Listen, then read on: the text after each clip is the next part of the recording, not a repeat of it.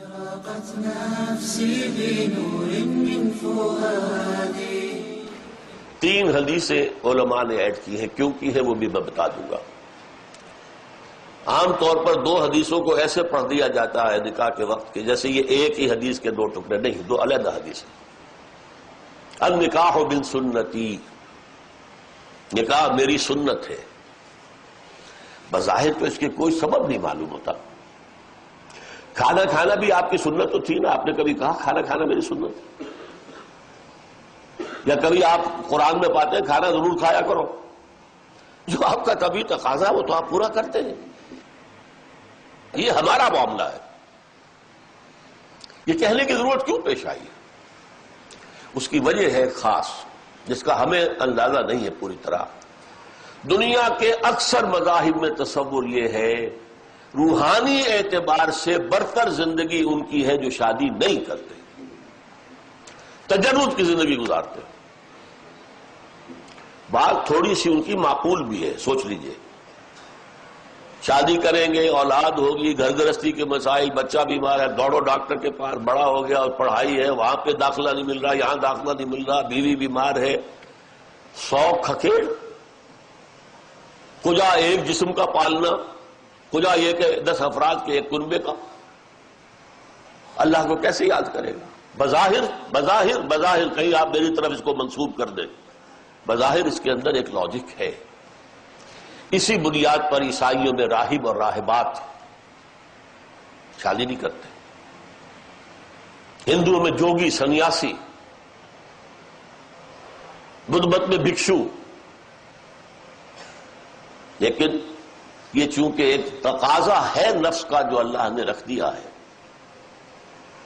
اور فطری تقاضے پر اگر کوئی غیر فطری قدغن لگائی جائے گی تو وہ کسی غلط راستے پر پڑ جائے گا۔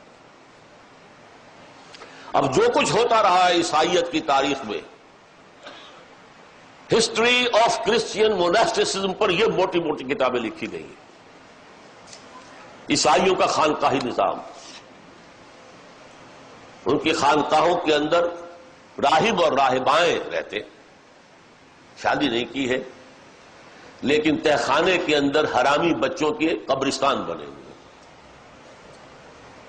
کیسے روکو گے بھائی؟ ہاں کچھ لوگ کر جاتے ہیں کنٹرول، کچھ لوگ ہو سکتے ہیں، عام آدمی نہیں کنٹرول کر سکتے۔ اب آج کل جو کچھ آپ ٹی وی پر دیکھتے ہیں، جمی سواگڑ کا جو حشر ہوا، بہت بڑا پادری، بہت بڑا مناظر، احمد دیدات سے مناظرہ کیا تھا، اگرچہ شکست کھائی تھی، اس کا پھر جو کچھ آیا ہے کچا چٹھا۔ اب کیتھولک جو ہے زیادہ، وہ جو ان کے ہیں پادری، ان کا جو حصہ آپ ٹیلی ویژن پر دیکھتے ہوں گے، کیا ان کا کردار ہے؟ تو یہ غلط کام ہے۔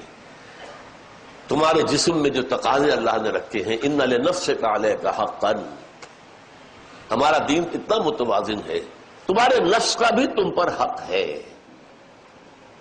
تمہیں کھانے کا تقاضا ہے تو کھاؤ، لیکن حلال کھاؤ، حرام نہ کھاؤ، ضرورت کے مطابق کھاؤ، اسراف نہ کرو۔ تمہارا جنسی تقاضا پورا کرو، لیکن حلال ذریعے سے پورا کرو، حرام سے نہ کرو۔ اس لیے کہا النکاح من سنتی۔ اور اس میں ایک اشارہ اور میں آپ سے کر دوں،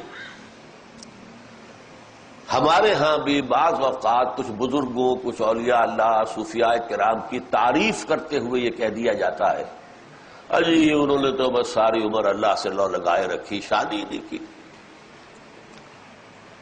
اس جملے سے ان کی تو مدح ہوئی یا نہیں ہوئی، حضور پر قدح ہو گئی، حضور کی توہین ہو گئی۔ حضور تو کہتے ہیں میری سنت ہے، میں نے 11 شادیاں کی ہیں، 9 ازواج ایک وقت میں میرے گھر میں نہیں ہیں۔ اگر تو اس کے ساتھ روحانیت نہیں ہو سکتی تو حضور میں تو کوئی روحانیت کا امکان ہی نہیں تھا۔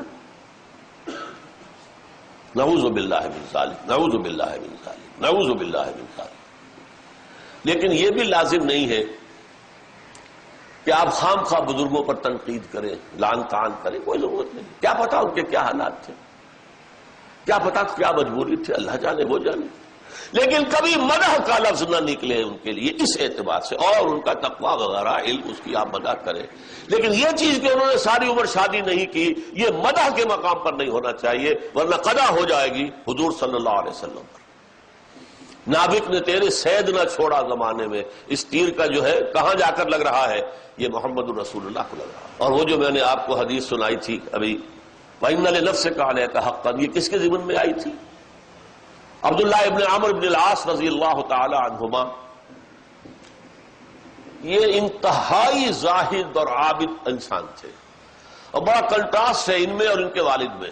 عمرو بن العاص بہت بڑے سیاستدان، بڑے جنرل، لیکن ان کے بیٹے عبداللہ اتنے متقی، اتنے زاہد، اتنے عابد، ساری رات کھڑے ہیں نوافل پڑھ رہے ہیں، اور ہر روز روزہ رکھا ہوا، نہ بیوی سے کوئی سروکار ہے، نہ آنے والوں سے کوئی سروکار ہے۔ حضور کو اطلاع ملی، آپ نے بلایا، ان کے تقویٰ اور ان کی عبادت گزاری کی تعریف نہیں کی۔ یا عبداللہ اولم اخبر انک تصوم الدہر وتقوم اللیل، اے عبداللہ مجھے کیا یہ خبر نہیں دی گئی؟ یعنی یہ جو میں سن رہا ہوں صحیح ہے یا غلط کہ تم ساری رات نماز پڑھتے ہو اور ہر روز روزہ رکھتے ہو؟ عرض کیا بلا یا رسول اللہ، ایسا تو ہے حضور۔ فرمایا لا تفعل، ہرگز ایسا مت کرو، ان لنفسک علیک حقا وان لزوجک علیک حقا وان لزوجک علیک حقا، تمہارے نفس کا بھی تم پر حق ہے، تمہاری بیوی کا تم پر حق ہے، تمہارے ملنے والے جو آنے والے ہیں ان کا بھی حق ہے۔ تو النکاح من سنتی، اشرقت نفسي بنور من فؤادي حينما رددت يا رب العباد، وانتشت روحي وصار الدمع يجري، يا إلهي خذ بقلبي للرشاد، أشرقت نفسي بنور من فؤادي حينما رددت يا رب العباد.